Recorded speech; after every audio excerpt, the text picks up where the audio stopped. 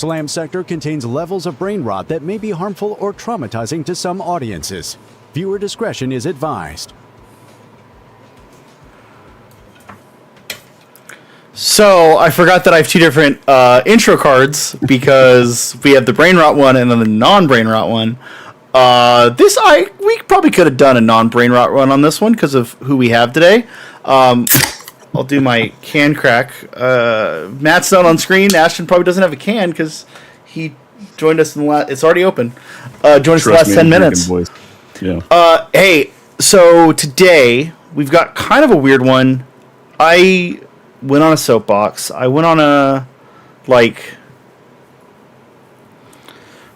weird idealism crusade about this, and Ashton heard some of it before.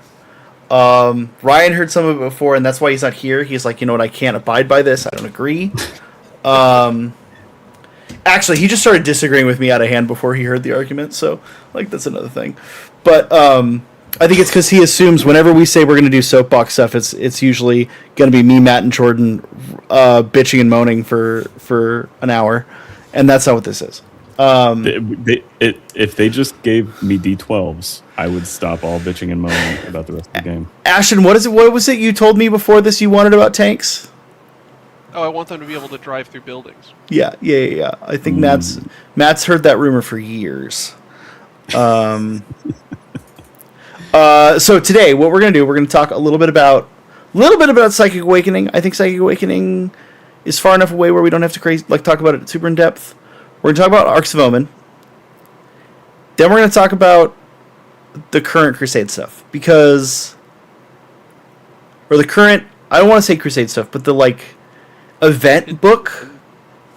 What narrative event books? What do we even call these? I almost want to call them campaigns, but event. Yeah, it's yeah. I've been using the term narrative event because they sort of fill that role of being being this big celebration of the edition and also a little bit of a testing ground and preview for the next edition, right? Which we'll talk about when we get to Arcs of Omen. Matt, can you tell me what the Psychic Awakening books are? Do you have any idea? I dabbled in the Psychic Awakening books back in the heyday. I was caught up in it, and I was able to dig up 2 of them out of the quite a few that came out there. I want to say it was 8, but so the Psychic Awakening books, 8th edition, kind of capstone, and it followed basically your favorite armies jammed into one book with a very disparate army. So the one that really just got me the most excited was the War of the Spider book, right? So it was Custodes and a Death Guard being baited into being in each other's way by Fabius Bile, right? And then there's also this little addendum of sneaky stuff that's happening, and it turns out that it's the Officio Assassinorum, so you get some assassin rules in there too. Very light book. I mean, they were only they weren't a whole lot of pages, right? Yeah, I'm about to look right now. So 77 pages, and half of that is rules and stuff that's about to expire, and the other half of it is lore. But the lore, to be fair, is really good. But I mean, that's because if you were lucky enough to have both of your armies in one of these books, A, you saved yourself $50, and B, it was I don't know, man. It was Dragon Ball Z fan fiction for you. You know what I mean? It was just the coolest stuff. So I really liked it a lot. I don't want to spoil anything, but the 40 some odd lore pages in there are absolutely worth the read. I don't even care that much about Fabius Bile. I think you could spoil 8th edition lore content at this point. You gotta get the PDF. I'm gonna make you go and get the PDF. It's good enough. It's good enough. So if I remember right, that was about the time that I started playing. If I remember right, also it was a series of books, and basically by the end of the series, every army or every faction kind of got their moment. Except Death Watch. No, Well. Death Watch was in the White Dwarf. Oh yeah, that's right. Yeah. So, yeah, there was, and there was also some auto releases with it. So I'm on. Listen, I don't know that I don't know our channel guide for, and I'll say real quick. I thought that what's his name, the Grey Knight Purifier leader. Castle and Oh, the Crow. one that got Primarisized? I thought that Crow was part of this, but he wasn't. Like, I thought he was a model release for this. Involved, if I mean, right. Was that they- around the time- They for sure were involved. I just thought that I thought that model released then. Did Crow release last edition, 9th No. edition? Yeah, Crow came out in 9th edition. Okay. During 9th edition. I see. Gotcha. So I have the model releases here, and this is kind of somewhat part of what I want to look at.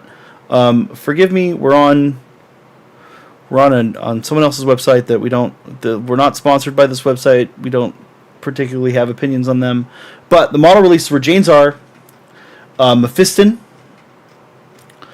Shadow Sun, Drazar. I've never seen this model before in my life. Oh really? I'm sure I have. I just, They all look the same. You go Jane Czar and Mephiston, and then you go this. I don't know this guy. Who the fuck's this guy, right? Generic Chaos Sorcerer, Master Lazarus, and that's it. So like 6 models total. 6 models total. 9 if you count Shadow Sun's like company and crew, but it's a much smaller release as far as models go. Much bigger release as far as books. Because, yeah, I think there were like 8 or 9 books with like 2 or 3 factions jammed into each book. They also had a wave of short stories that rolled out throughout the release schedule. Like, these short stories are actually really, really cool. There's one about a Assassinorum sniper that kind of bleeds into the content in War of the Spider.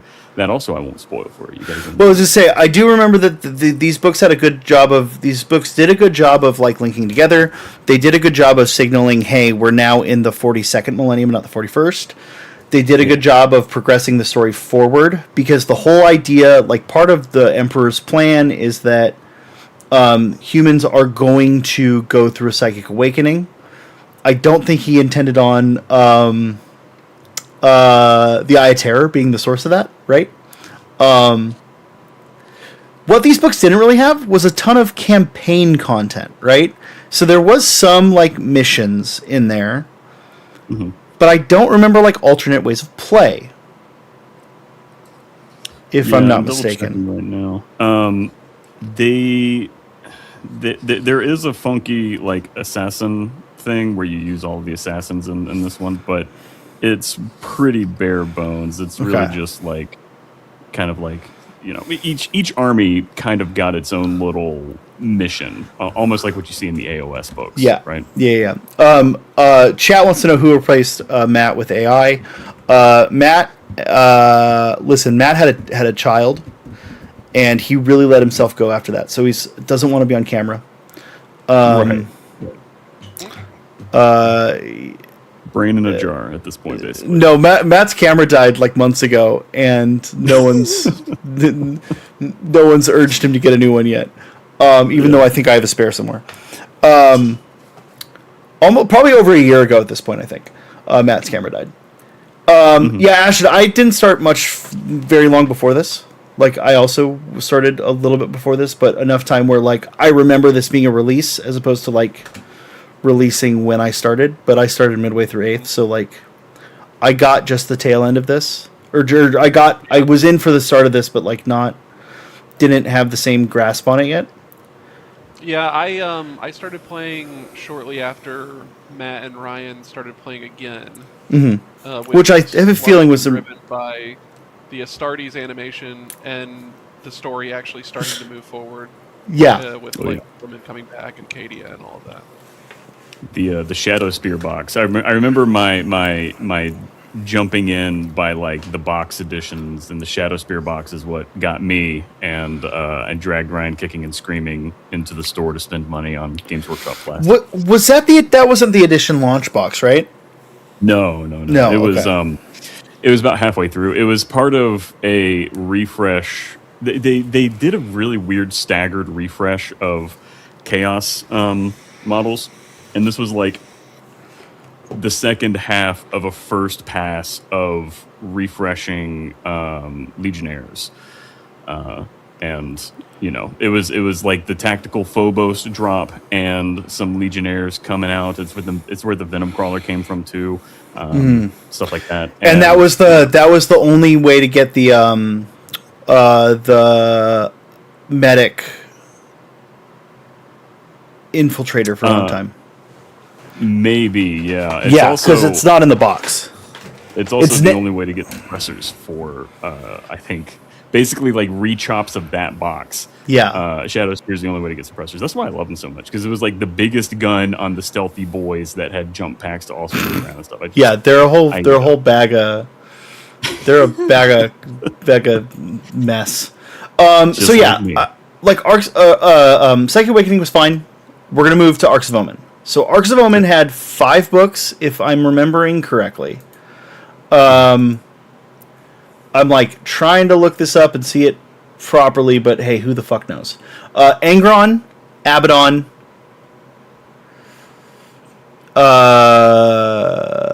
Vashtor the Lion, and there was one more. Farsight. Yeah, Farsight. Farsight. So mostly CSM and SM, and then Farsight. As far as model releases go, unless I'm missing something major, the model releases we had were Farsight, Vashtor, the Lion, Azrael, Farsight, Vashtor, the Lion, Azrael, and Dante. I think Angron released along with his book, didn't he? Or did he come out before? Angron was part of his codex, but the codex was so close to. Yeah, because the Angron book came out in February of that year, so I think it came out about the same time.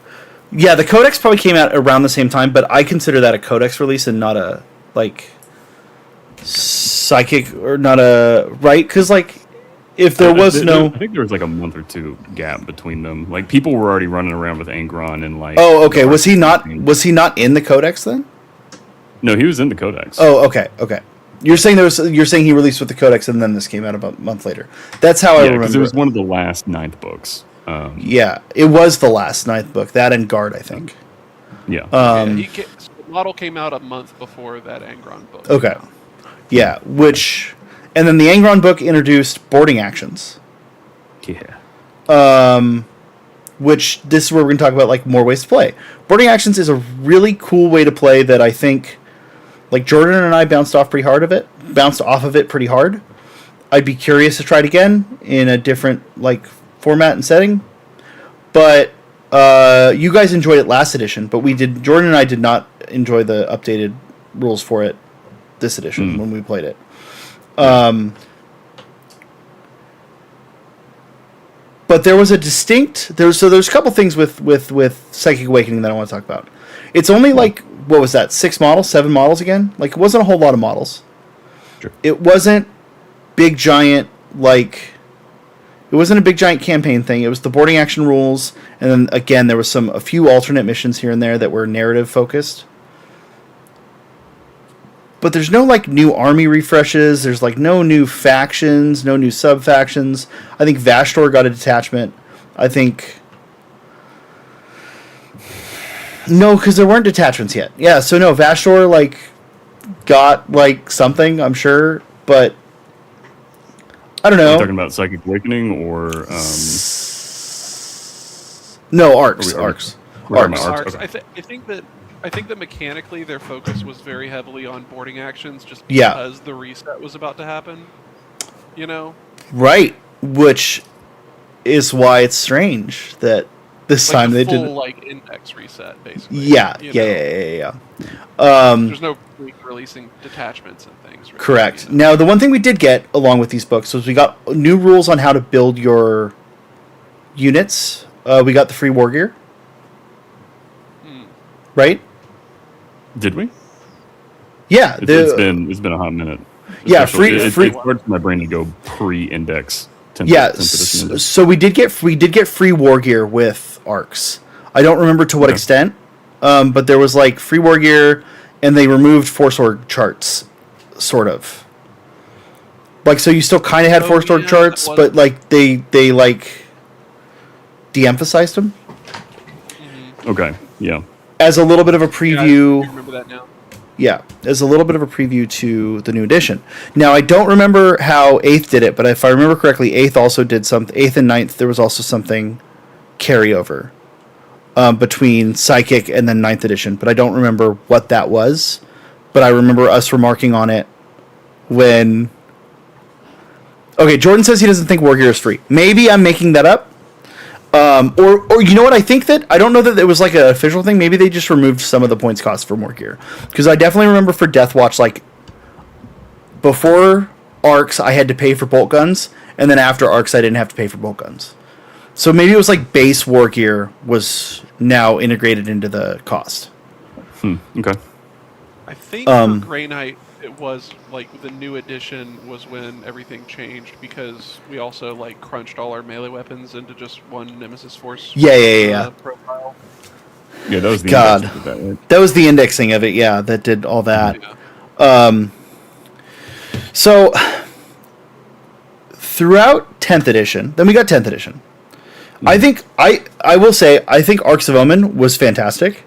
Like, I remember the excitement around it. I remember, like, especially out of, you know, you guys and Jordan. I was less close with you guys then, but like I remember you guys and Jordan especially because he's getting the Lion and Azrael. You got Dante, right? Like, Angron's front and center. Everyone loved Vashtor, like, just as a like concept. Like, Grey Knights were promised a new model, just like everyone else. Grey Knights were promised a new model. Death Watch mattered to the story. We got half a model. Oh. Well, no. You're talking about 10th. You're talking about 10th. I'm talking about arcs still. Okay. Yeah. Grey Knights mattered in the story, except it wasn't. Or excuse me, Death Watch mattered in the story, except for it wasn't Death Watch. It was Alpha Legion. Alpha Legion disguised as Death Watch. Yay, Death Watch. Chaos stuff. That should have been our first sign, boys. Grey Knights had one moment in the lore. Yeah, during arcs, with the Angron stuff, right? No. Angron exploded and everyone in the sector got corrupted except for the Grey Knights and the Custodies. Yeah, I remember that. And they just went a purgeoning. And they were like, Yeah, oh, so everyone now there's can kill chaos, everyone, basically. like Sororitas and Primaris Marines Yeah. and, you know, all kinds of crazy stuff that didn't end up mattering. Which before that we were told, like, oh, there are no Chaos Primaris and, like, sisters. Like, no, there are. You just gotta try harder. Casey in the chat says, great time for the game. I agree. It felt good. I didn't actually get to play boarding action in 9th, but I wanted to, and it looked cool. Okay. 10th edition came out. We were promised a bunch of things. We were told no more rerolls. We were told all this stuff, or less rerolls, whatever. Some of that didn't come to pass. That's not what we're here to talk about. What I do want to talk about is two things. The campaign books that came out throughout the edition. So Leviathan, the one I can never remember the name of, Armageddon. Prime there were Nexus. Yeah. There were like multiple Prime there were Nexuses, 4. like, Well, yeah, actually. Pariah Nachman Gauntlet. Thank you. You saying multiple triggered it for me because there's also been multiple Nachman content or Gauntlet things. So, which is like, to my point, that's fine. Audio. Oh, yikes. What's going Okay. on? Oh, nothing. I just got a note from On High about audio. Da boy. There we go. Hopefully this should fix it. Yeah, that looks better on my end. And hey, Mr. Yeti, could you talk for me for a minute, please? Sure, I can talk. Perfect. Hell yeah. Testing. Ashton was lowered on the soundboard because I think this was from when Elliot was blowing out the soundboard before. Because this is an older version of my overlays for this. So, anyways, we had Leviathan for the Fourth Tyrannic War. We had Nachman Gauntlet, which has been an ongoing campaign since 8th, at least. We had Pry Nexus, which was an ongoing campaign from 8th. And we had Armageddon, which is the return of a campaign that's been going on forever, since the fucking Crusade, right? Because Armageddon is surprise. Armageddon is actually that one planet, Olenor. Thank you. Yeah. So like it's been this whole like we've had these 4 books. Each book sort of follows the same format. Some of the books have given us new things. For example, Armageddon gave us the ability to give like relics and stuff to epic heroes.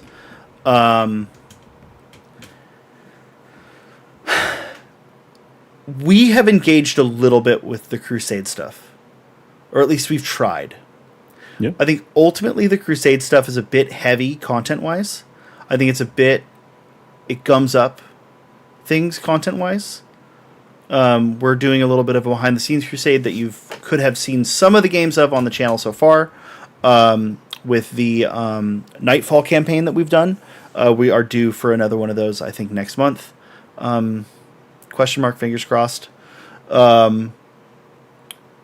We ended up discontinuing the use of Crusade rules for that because they add bloat. We know from the grand narrative that Crusade rules just bog things down. They make things way overpowered more than they should be. There is no good catch-up mechanic for it. They sort of make a weird imbalanced game, right? Ashton, I know you bought the Armageddon book. Matt, I know you've delved into the Leviathan book. Yeah, I've jumped into Leviathan pretty hard, and I've also twiddled around with the AOS stuff, like where things are evolving with AOS, which has some pretty interesting like adaptations to the concept. It's interesting because like the Tau book, for example, like you're interacting and you're using like these. You're basically playing like an analog on paper civilization game as in the background, and like your games on the tabletop reflect like how many bits and bobs you can do. You're talking about the Crusade rules that are found in the codices. Yeah. So okay. Yeah. I like those if that is like, sorry for the text. No, you're fine. I like those if that is like, so I sit down at a table, I'm playing with a group of like me and my 5 best boys. We always have Saturday open, and we're going to do this campaign until who knows when, right? And this gives you just 1,000,001 hooks to care about the next game lore-wise, but it's got like a name on it. So like the Death Guard one, where you're trying to kill certain things to get bruised for a disease, and you're trying to like... It's really cool. It's like you're basically recreating and building a Nurgle's Cauldron, right? That's your entire campaign, and you're trying to spread this disease. And it gives you a reason to care about fighting a Gene Stealer cult, because you're like, I need that patriarch. The patriarch's like Modula Oblongata. That's the exact thing I need to Cloaca. Right? Yes, exactly. And that too. And I think the Space Marine ones are great, and they're universal across all the Space Marine books for the most part. You have the command structure hierarchy to like level up your guys to Master of Sanctity or Chapter Command, whatever. Chapter Command, that's what it's called. Right. Like I think that's really fun. I engage with that a whole bunch in the grand narrative, but I think outside of that, like, I don't know, it's fine. Ashton, I don't know what the Grey Knights ones are. What are the Grey Knight campaign rules? The campaign rules for Grey Knights, you play magical tic-tac-toe, and it takes you like 15 years to unlock any of the cool upgrades.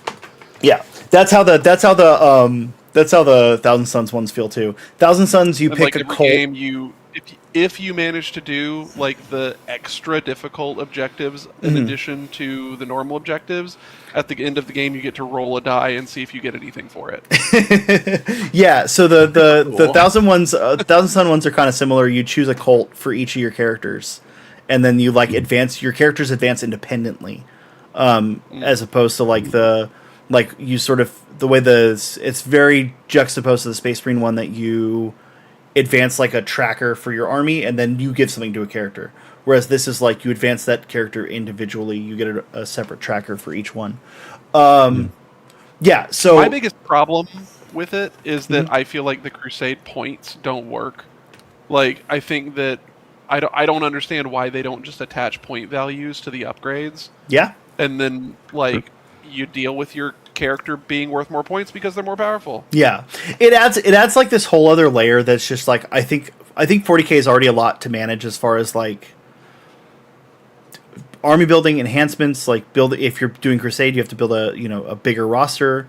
Like 40k already has enough to manage, then to manage more on top of it. And as much as you do have to manage in Crusade, it just becomes too much for me personally. I enjoy it. I want to keep engaging in Crusade and narrative stuff. But I've enjoyed a little more the way like Jordan's done specific narrative missions for our games, the way like Ryan's done some specific narrative stuff for the games. Like even just like whenever we play a game now, whether or not I don't say it to my opponent, because most of the game, listen, it's a little hard for us to get games in sometimes outside of the stream. But like I had like, okay, here's why, and I know a lot of us do this, right? But here's like why my, Templars are going after. My last game was against Red Corsairs. So here's why my Templars are going after the Red Corsairs, right? And I like even insofar as like we've talked about it a little bit on the channel now, so I'm gonna go ahead and say it. We've been like slowly working on some like the Slam Sector lore in the background, and like my thought was, well, the Templars are coming back from the Nachman Gauntlet for the Grand Narrative, and they pass through the Maelstrom on the way, and that's why they're fighting, the Red Corsairs, right? Like that kind of narrative stuff, I love. We track these ideas for our armies, and it's great.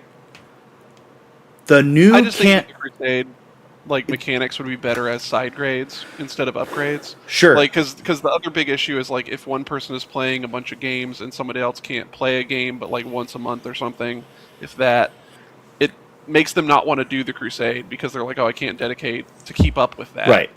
Well, and I think that's why side grades, and it's just like you get some flexibility maybe, and like you have some like options on like, oh, I'll trade out this trait for this other trait because I just unlocked it. Like you have that kind of thing. Man, you're giving me so many good segues, Ashton. Yeah. It sounds like you just described Crucible of Champions, which we'll get to in a bit. Yeah, and I think like we settled on equal number of games for our Crusades. Like we're like pretty, right.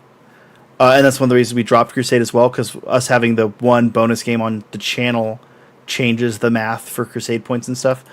But okay, let's move on. Oh, the one point I want to hit on, because I wanted to talk about the Crusade campaign books. The Crusade campaign books sort of all came out. We talked about them a little bit. We were excited for them. But I don't think the community at large really engages with that kind of stuff. And like we didn't engage with it beyond like one of us might have bought one of the books, here and there. Like Ashton, I know you bought Armageddon because it was a Grey Knight book. Like yeah, I mostly bought it for the story. Like yeah, that was the main thing. Yeah. Like the community doesn't engage with it. It's not really providing that. It's not providing easily accessible ways to play, or like ways that are honestly that exciting, right? Once you've played one of the campaigns, like they're all kind of the same. Some of the mechanics are different. Some of the upgrades are different. And then you have to mesh your... so the other thing is what you kind of got us to, Matt, is you then have to mesh your army's goals with the goals of the campaign. So for Tau, for example, with the Armageddon Crusade, if you're playing Tau in an Armageddon Crusade, so you're fighting on Armageddon, but meanwhile you're also like conquering a bunch of planets in between battles. Like, how's that supposed to work, right? Like, the verisimilitude of these, like, rules do not mesh together, and there's, like, almost no forethought put into them to make that work. They're cool and thematic for the army, but they're not cool and thematic to create cool and thematic stories together, which I know, like, Ashton and I are big on, hey, creating stories together, as, you know, Ashton and I's real obsession is D&D, not Warhammer. Like, that sort of, like the 40k rules sort of make that hard. What they've given for us have made that hard. Matt, what were you gonna...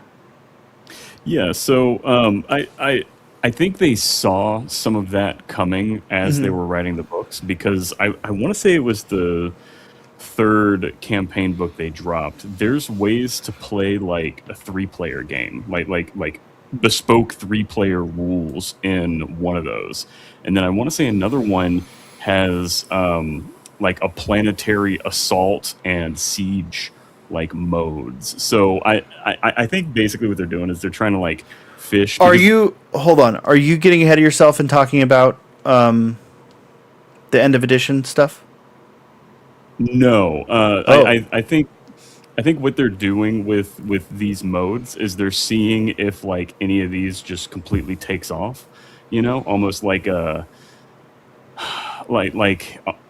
Warhammer equivalent of Commander. Commander, exactly, yeah, and like so Spearhead and AOS. Spearhead exactly, has legs, yeah. And so Kill Team started off that way. Kill Team was like a 5th edition like pocket mode that White Dwarf wrote about because they saw people doing it at a tournament or something like that. Like, it's got a really cool like grassroots origin story. Yeah, Ryan and I were talking about Shadow War Armageddon the other day, which is sort of a weird splat thing that exists, and then was a flash in the pan. It's actually Shadow War Armageddon actually uses Necromunda rules, funny enough. Yeah. But okay, so let's talk about the end of edition stuff. So for the end of this edition, and there's a reason I talked about the campaign stuff, because I want to get into this, because this is where my soapbox comes in. The end of edition stuff, we have 500 worlds. We got that leaked like months ago, right? And we've kind of was this buzz thing, and we're like, oh, what is this? This is clearly the end of the edition stuff. It's so amazing that we had no idea what was actually coming, because with 500 worlds, we got Titus's command squad, we got new Vitrix Honor Guard, we got a new Ultramarines Ancient, we got a new Necron Hero. Was there new Necron models with that too, or just the Hero? It was just the Hero. It was just that hero, yeah. We got a new... Was there another hero that came out with that too? For a different army? Wasn't there another... what's his name? The chapter master? Oh, new Marnius Calgar? Yeah. Calgar, Yeah. Totally forgot about that.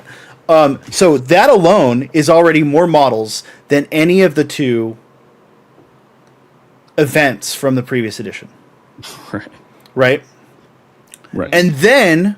We got the Corsair book with Maelstrom, Raid, and Ruin, and we got a whole lineup for Red Corsairs. We got Corsairman.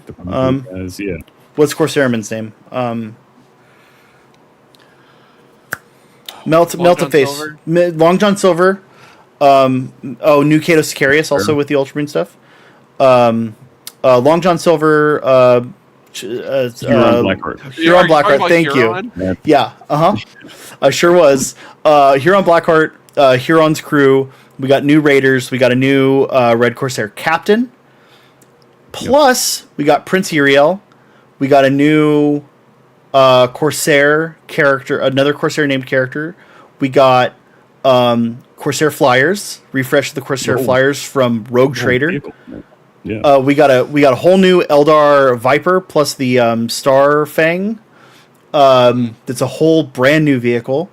We got and then the re-release of the Corsair Void Scarred kit, and a new Tyranid Warrior Prime. So the right? Lash Whip. The Lash Whip Prime. And the easiest to bash. I don't Sure. have to buy the actual. yeah. I totally agree with you. And we got the Leagues of Votann character. Yeah. So again, that alone is more than the previous 2 end of edition events, right? Yeah. And then I feel like if we're including all of those, then we can include Angron and the Arcs of Omen. But I still think that your point stands. yeah, he released with the Codex, right? Like but yeah, agree. Like either way, it's like 6 and 1/2. There's a lot more. Yeah, and then in a month we're gonna get the Cadia Gate. What's it actually called? Eye of Terror book. Yeah. That's gonna have Apocalypse rules. Rules for Apocalypse games, like new rules for Apocalypse games. D12s, who knows? They're going to use D12s. They said indestructible terrain. I spoke with James. He said that. Chat, this is an inside joke. They didn't say that. We're getting more detachments for Space Marines, more for CSM. We're getting an Iron Warriors Warsmith. We're getting, a Defiler and Obliterators and new Imperial Knight. So, again, that is more than the other 2 model releases. So each... And an awful lot of hints for Perturabo. Awful lot of hits for Perturabo. If he's not in the fucking start of next edition or midway through next edition, I will... Or he might even come out before the end of this edition, honestly. There's still time. Lion right at the last minute last time. Yeah, there's still time, because this book, that book, from what they said on the last update that, hey, it's coming soon.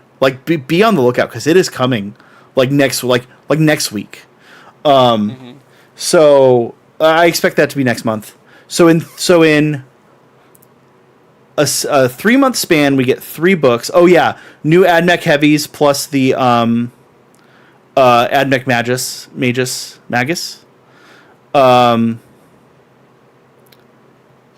Yeah, it's it's a shitload. Yeah, they're basically getting everything out that I think they were sitting back on. Right, and I think that's fair. But so each of the 3 books has its own bespoke campaign with a bespoke way to play. Now, Jordan, I don't have the rules for 500 Worlds. Jordan does. I have not gotten a chance to really look at them. I've only seen some of the previews, but there's a system for attacking planets and for building and fortifying planets, and moving your armies through the system. This alone looks super cool, and it's something that we, as a channel, particularly one of our hosts on here, has been looking for a way to do this, or has developed his own ways of doing this, and hey, it's right here. This works. This looks cool. It seems fun, right? Again, I don't know what the exact rules are, but it's got my attention. This is a much more narrative campaign, but you can do it with armies that aren't Ultramarines and Necrons for 500 Worlds. Yeah, totally, Jordan. It's like Battlefront Galactic Conquest. Totally how I feel. I can hear the noise of you clicking on the planet. The boop, boop, boop, Exactly. I just deep dove the Maelstrom rules today, which I was going to get into more on today's stream, but we're kind of getting away from it here, so we might save that for a future stream. But the Maelstrom rules are all centered around incursion, which they sort of had a false start on trying to get incursion rules set up in the last set of mission cards. But so Raid and Ruin does a few things that I think really... So first off, Maelstrom also has Crucible of Champions, right? To build your own unique characters. It seems fun. It seems fair. Matt, I know there's some corner case. But again, the intention is not to break it. But even if if it does become a competitive issue, then you just change the points on it, right? You just make it you solve the problem, right? There are a few of them where you find who's got the personality type where they return the shopping cart. You know what I mean? It's like Right. it's a Warhammer equivalent of a shopping cart test. Yeah. So. Yeah. Do you think spikes return the shopping cart or not? I think ethical spikes going into it are playing around, Having to return the shopping cart. They've parked next to the car. They've parked next to the cart corral. Yeah. Okay. They've already planned for it. I think pub stompers are the ones that are like, give me any spot possible. I didn't think this far. I'm going to go ahead and drop the shopping cart wherever. And not only am I going to drop it, I'm tipping it over before I leave. Yeah. Breaking the thing so they can pull their quarterback out. Yeah. So the three of the three of us are real busy boys, right? We all have, both of you are parents. I just am disorganized and bite off more than I can chew. Wouldn't it be cool if we had a way to play Warhammer that took less than 2 hours, right? Wouldn't that be cool? Wouldn't that be rad? Yeah. Maybe like a combat patrol, but one that works. I think that's what they're going to drop with 11th. I think. Well, no, see, Matt, they dropped that already. They dropped that, and it's in Maelstrom. So here's my hang up with Maelstrom and with the Champion Forge. Unless they integrate these completely into the app, these are going to be a book that's printed for a little while and then is going to live on. Again, Matt, you're getting ahead of me, Matt. That's the next topic. All right, you're getting ahead on me. Crucible Champions, I think is great. I think we all love it. I want to desperately use it. I'm going to try to bully Jordan into letting me use it when I bring Corsairs on stream. Beat 'em. I'm going to beat him up. Jump Pack World Eaters Lord, let's fucking go, he says. Mr. Ryan 907.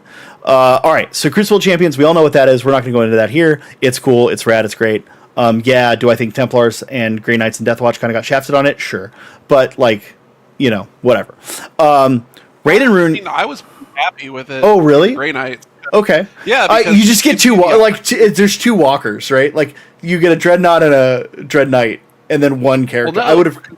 The reason that I'm excited about it is because for the infantry leaders, if you look at the upgrades, it lets you actually make a generic purifier leader, which we don't have. Right. And it lets you make a generic interceptors leader, which we don't have. So that's pretty cool, actually. Actually, the other one that got shafted too is Thousand Sons. They get 2 fucking Zangor leaders. Oh yeah, that's just. But again, with the upgrades, they're taunting them. But in the upgrade, but again, just like with Grey Knights, in the upgrades, it gives you all the options to make whatever you need to make, so it's fine. Yeah, and the Grey Knight is an infantry, a Dread Knight, and a Dreadnought. Yeah. Which again, super stoked that Space Marines get a Dreadnought. Happy with that, right? All right, Raid and Ruin. The campaign book centers around 1,000-point games that are focused on it's themed with pirates, right? So it's themed on getting bounties and spoils, but they're easily adaptable to work for anything. I'm gonna just run through what these are because I think these are very cool, and I think that a lot of people, like you said, Matt, unless they're in the app, most people aren't going to engage with it, right? Right. It's going to get Mordheim, where 300 people in the world are obsessed with it. And that's right. But again, we're going to talk more about that in a minute. But I want to sort of go to bat for this because I think it's really cool. So the whole point is you are in fame and infamy. You have a tracker to track what doing certain things in the battle with your warlord. You get titles such as Scourge, Shadow Thief, Raid Master. Right, as you kill units in a certain way, or have a certain number of objectives, achieve certain things. They're basically Xbox Live achievements for your warlord, right? And then you gain these titles. The titles have no effect on anything other than being cool. I already want to collect them all. I want to seek out perfect scenarios. They're clovers. They're Warhammer 40,000 clovers. God. All right.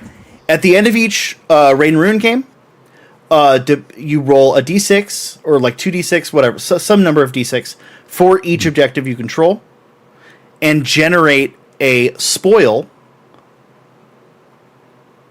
for each objective you control. minimum 1. So even if you lose, you generate 1. You then pick from the ones you've generated 1 spoil. So Very everyone, no matter what, only ends up with 1 spoil. All right, and the spoil could be like a minor relic. It could be something that impacts the way you deploy, the way you do mission select, stuff like that. They all only last 1 game. I do like that too. Okay. That way you don't I snowball. the thing that immediately jumps out to me that I really like about that is that, like, doing well in the game really just gives you more options and more control over what it is you're getting, but it doesn't get you any more power than the other person. And so it actually incentivizes you to play narrative, fun games where you're not just worried the whole time about, like, am I going to win? Am I going to get my crusade points? Am I going to get my acquisition? Whatever, right? The other thing, it mandates everyone play the same number of games. That is pretty good. Yeah. I like that. It says if you play games above your number, you don't generate anything like for it, right? It's built around incursion, 1,000-point games. There are special rules for building your army. One epic hero, no duplicate characters. Maximum 1 epic hero. You don't have to have multiple, but maximum 1 epic hero, no duplicate characters, no duplicate monster or vehicle. Up to 4 of any battle line, and up to 2 of everything else. To start the battle, you and your opponent both pick your sort of like tactic, which would be either rapid raid, planned strike, ambush, or hold prize. And based on that, you do like the Punnett square and see like where you match up on the chart, you know? Mm-hmm. And they'll be framed around. I've pronounced that way before in my life. Punnett square. Yeah, that's the same. Sorry. Potato. Crouton, whatever. Punitive square. Punitive square. They're punishment squares. And there are special mission rules. So all of the objectives in all of these missions are pick-up objectives. I like that a lot. That's cool team as hell, dude. Yeah. When you pick any unit except for a vehicle can pick up an objective. Asterisk walkers get the exclusion that they can pick up the objectives. So any unit except for non-walker vehicles can pick up an objective. They get -2 to move while they're carrying an objective. At the end of your opponent's turn or the end of the battle, if you're within 3 inches of a board edge, you can leave with the objective. The unit is off your list. It's not counted as destroyed. It just can't come back to the battle. There's another... Sounds like Mordheim. There's another rule called Lurking Raiders that says vehicles, beasts, and swarms all gain the lurking keyword. Or, excuse me, there's an important phrasing here. All have the lurking keyword. Right. Okay. All other models gain the lurking keyword until their owner has taken their turn. Well, until you move, shoot, or no. So yeah, it's a little like there's some layers here. You lose it once you've taken your turn, but you can regain it a different way. So once you've taken your turn, you lose it. For your non-infantry, beast, or swarm. Lurking units cannot be shot outside of 18 inches. They need to put this in. I'm a melee army, so they need to bring this to life. Well, but also the other thing this does is it solves the first floors are closed or like line of sight. Like no, you just do this and like who the fuck cares about terrain, right? Like, you know, because I had been. It's so funny because I had been like thinking about a rule of like battlefield fog, and it was basically this, right? Yeah. Like to prevent you having to use the exact corner ruin terrain, whatever. But that's beside the point. That's another conversation for another time. If a unit moves, shoots, or Moves, attacks, or I memorized most of this, so excuse me. Moves, attacks, or charges. Sure. They lose it unless they have the keyword. So that's why it's important that infantry, swarm, and beasts have it. So infantry, swarm, and beasts always keep it no matter what. And then if you spend the turn not moving, not shooting, not whatever, if you just ignore a unit for a turn, it'll gain the keyword back. Regardless of if it was infantry, beast, whatever. So that solves a whole lot of problems on like smaller army sizes just getting blasted off the board, turn 1 alpha strikes, etc. It punishes vehicle spam, which is important for a little bit. Yeah, a little bit. There are ways like I think that still works, but it's fine, yeah. But also vehicles can't pick up the objective, so that's another way that it punishes vehicle spam. Yeah. The new stratagems there's 4 new stratagems. Warp Revenants, which lets you bring a destroyed battle line unit into strategic reserves. Larceny, which is when you have a unit within engagement range of a unit that has an objective, you just steal it. For 1 commit. Yeah. Fortune favors the bold. Forces you to take a desperate escape test, but then you can move through enemy models, and you can move through the engagement range of enemy models. And then hasty retreat is an advance, but a fallback. It's a fallback advance, basically. That's beautiful. So they need to like force some RTTs with this, like just try it. Yeah, just like have a gameplay kit like they do with the regular RTTs, and be like, hey, this is meant for like a bunch of fancy GW tokens for lurking if they gain and lose lurking and everything. Sure. Right? Yeah. It needs to like. GW kind of needs to beat people over the head with this mode in order for this to stick. I love how good this mode is. I'm very worried that it's going to get, go into the Mordheim drawer.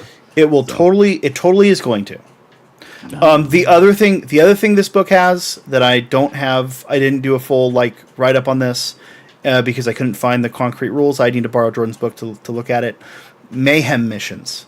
Mayhem missions are intended for 3 to 4 players.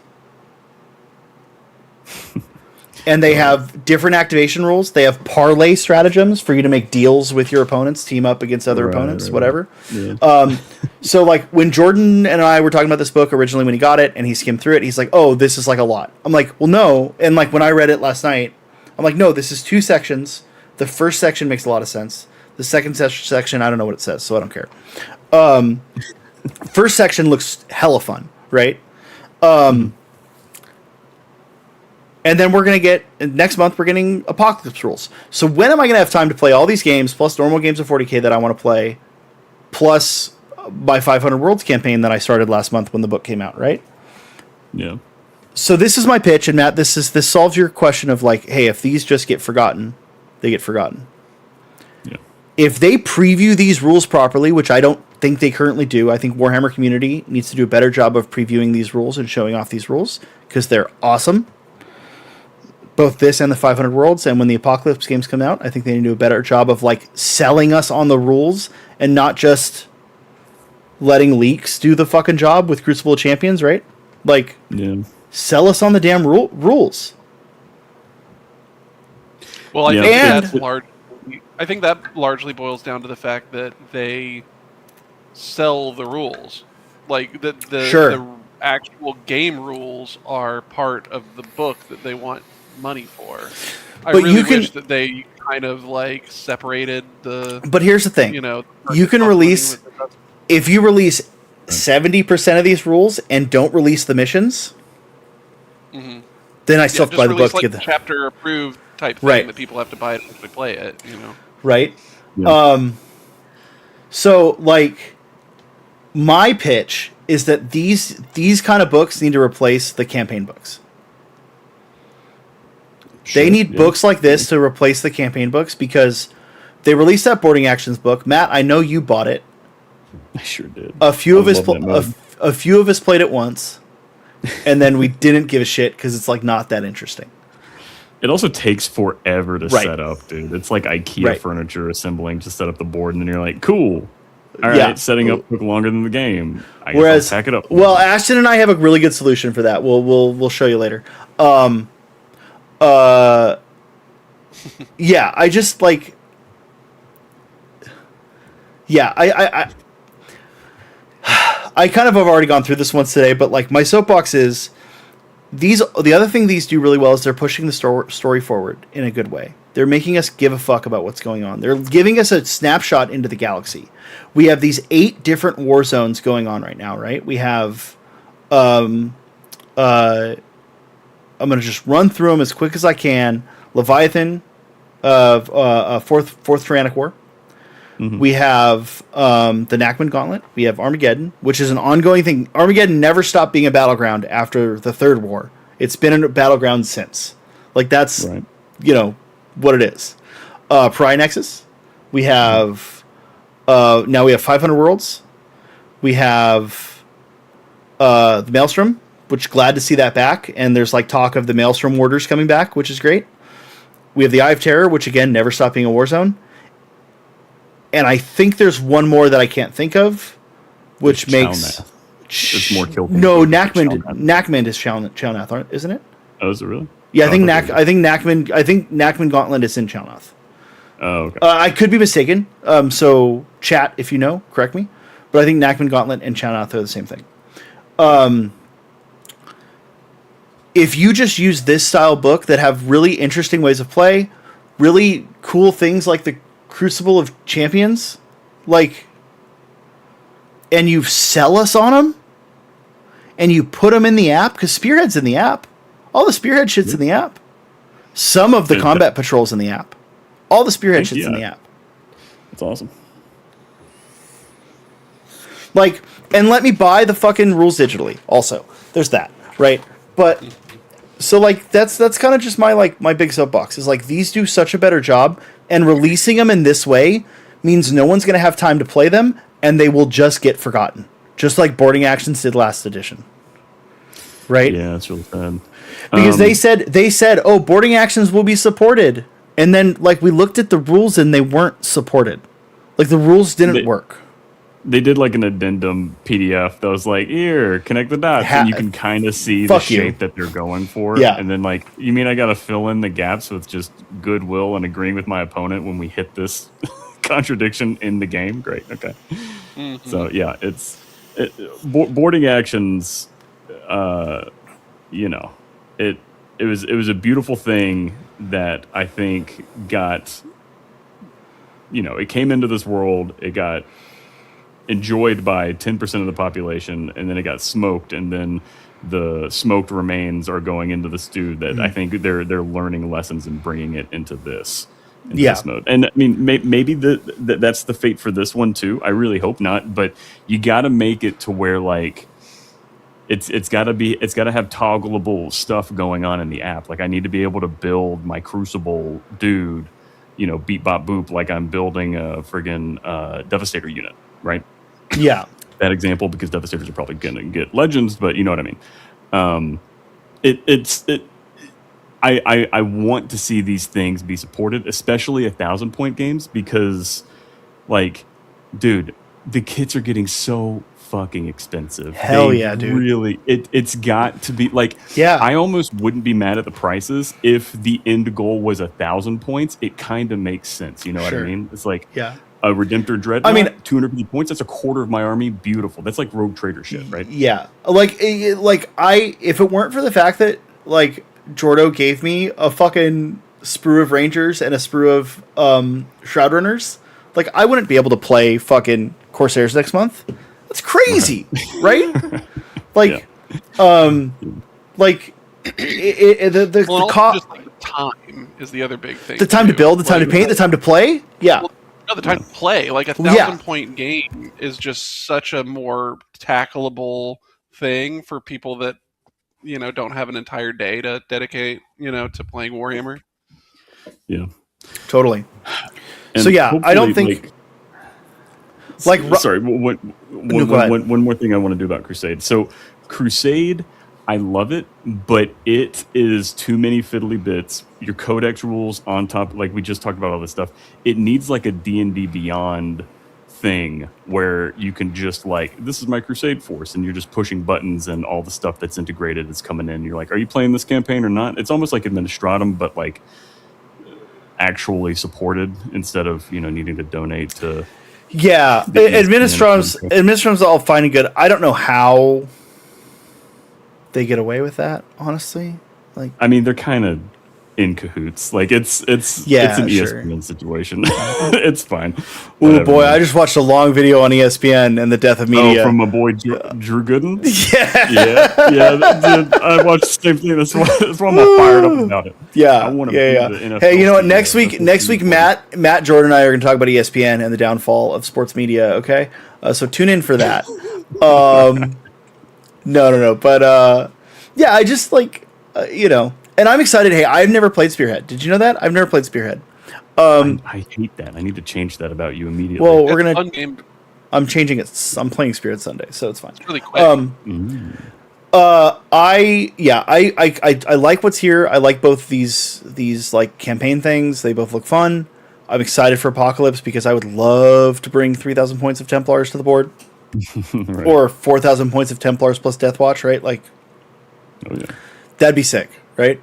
Hell, I could bring 5,000 points of the two Black-clad Space Marine armies combined. It'll make Ryan's head spin. There was some pushback when I first talked about this earlier today with some people of like, well, like you could still play it if you want. Well, yeah, sure, I get that. But my point is, if they lean into this, because here's the other factor: 2024, I didn't care about any releases. I didn't buy a single fucking new Warhammer kit in 2024 because I didn't have to. There was nothing for me, you know.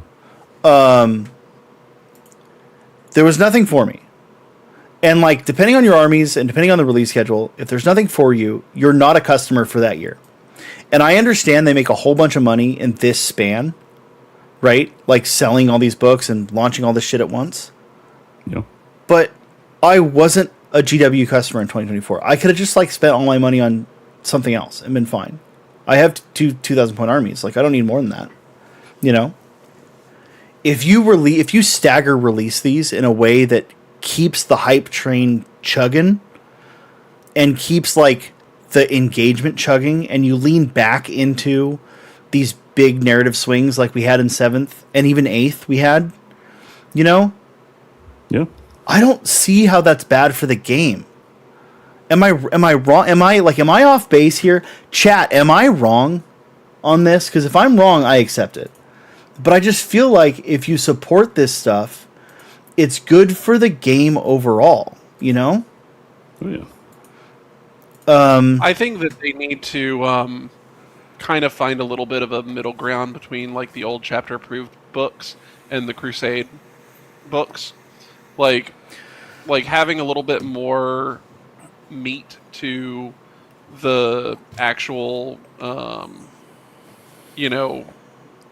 theater that you're fighting in. Like maybe it's a deck of cards that are almost like the twist deck. Because that was like because you're fighting on Armageddon, you have extra things that get thrown in. You know, like a little bit more of that kind of stuff.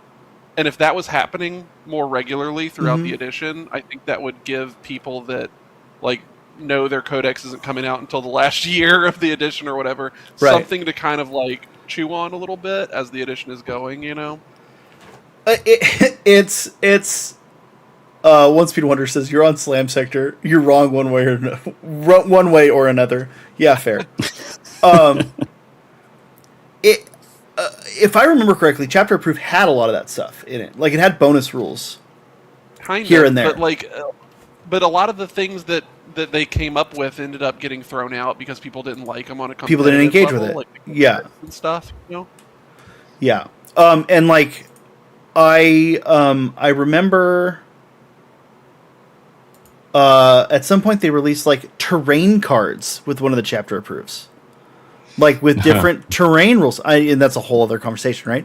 But like, like give us like if you had a little bit more there, and then maybe just take the like Crucible of Champions and make it so it's like this is your one character. Because like if Crusade boiled down to you have one guy that you're like really like upgrading and leveling up throughout it, that would be so much easier to tackle than, oh, every single one of my units I need a character sheet for so that I can remember what I've upgraded and like what in addition to their actual data sheet I need to remember, which I'm going to forget about half the time. Yeah. You know, like it's just so much to track. Yeah. You know, I just think there's a way they can, and I think it comes down to like all of us kind of are a little more narrative build, except for Matt sometimes.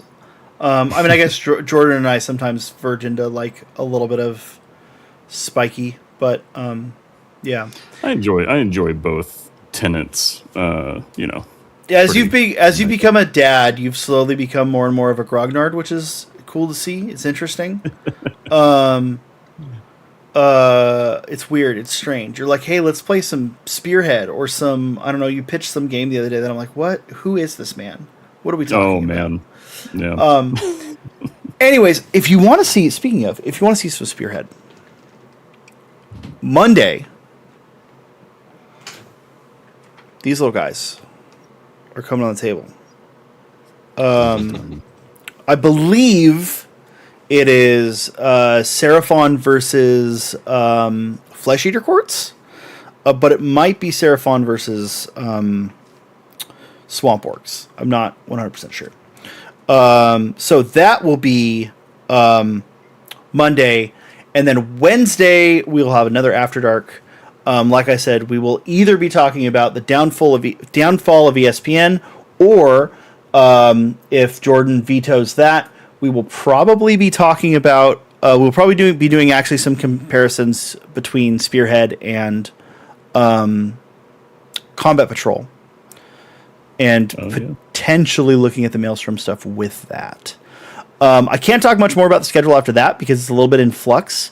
I think we have a little bonus surprise coming your way with that. Can't say more than that. I will get fired, and I don't want to get fired. That's Ryan's job. Cool. Ashton. His job is getting fired. He's very good at it. Jordan loves firing him. Ashton, do you think you will try some of the Maelstrom rules? Maybe. Yeah. Okay. I mean, it sounds fun.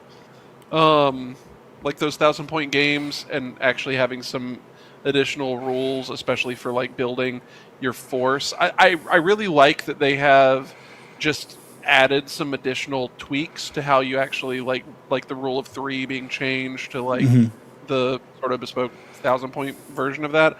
Like, I like that they did that instead of saying we're going to come out with like specific lists for each army, because this like, boarding patrol was right. Honestly, one thing about Spearhead I don't like, because it ends up leaving certain factions out to dry. Or like you might have things where you're like, oh, this is my favorite faction, but I really like running specifically these units. Right. And it's like you can't do that at all. Yeah, and right now, unless you're Space Marines, so like Space Marines in Combat Patrol have a ton of options, right? And I think most of the Spearheads in AOS have 2 options now. Yeah, they're almost like, done for example,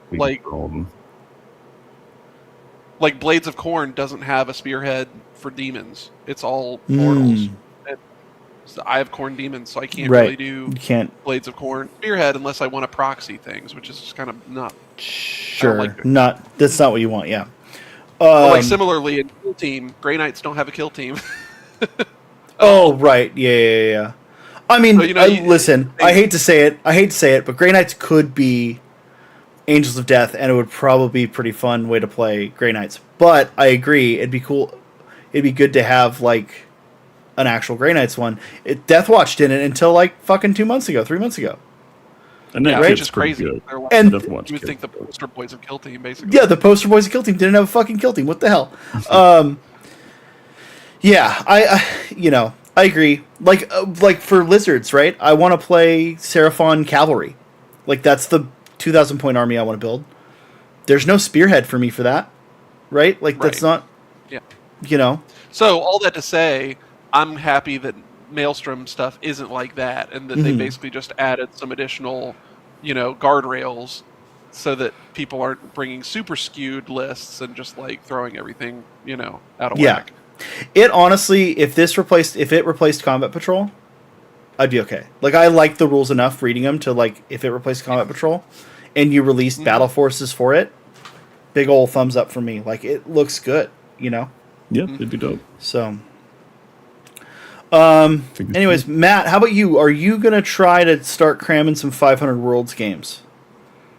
You know, I think so. I think I'm gonna try and get either this or the Maelstrom 1,000 point games going. Oh, I was joking with the 500 Worlds just because that's the like long drawn out one, and I knew you'd want to play Maelstrom. Yeah. No, I'm definitely down for like, you know, where can we trim the chaff off of these, you know, like the parts that I love about a 40K game. Or a Warhammer game in general. That's why Spearhead is so good, right? It gets you high and it lets you do the rest of your day later too. Yeah, I'm gonna have to talk to Jordan, see if I can steal the 500 Worlds book for a couple days to just read through it. But I'm the same with the Maelstrom one.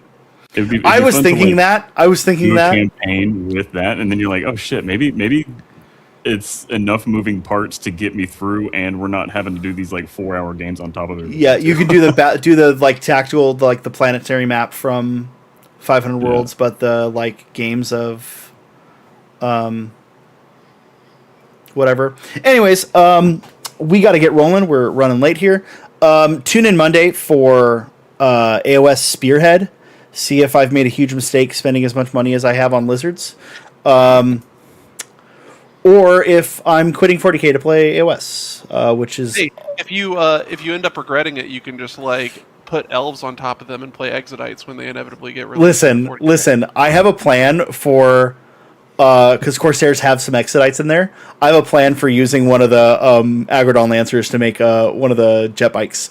So we're going to get there. But anyways, Exodites. Give me Exodites, man. That'd be sick. No, or later it'll be here. Yeah. Anyways, I'm glad we got both you guys on here to talk about this because you guys aren't on here as much anymor. It's a rare little treat. Happy to be here. Yeah, we're rare little. I'm glad Jordan had things to do and Ryan got sick. Heard it here first. Glad Ryan got sick. No. Because the problem was I carpooled with Ryan yesterday. So if Ryan did get sick, then I'm not far behind him. Fair. But, all right, I got to remember how to end the stream. I think I need to hit this button. And then, good night.